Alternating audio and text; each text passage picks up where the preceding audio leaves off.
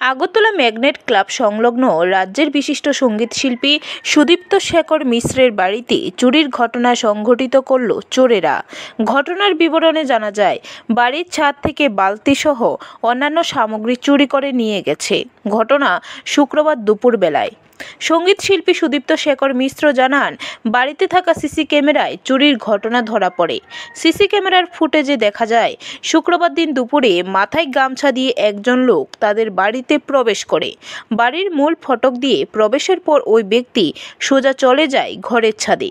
ঘরের ছাদ থেকে বালতিসহ অন্যান্য সামগ্রী নিয়ে গেছে।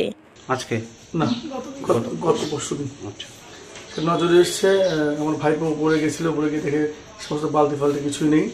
তখন এসে বললো যে দেখো তো কেউ এসেছিলো কিনা, সিসিটিভি দেখা যায় কিনা।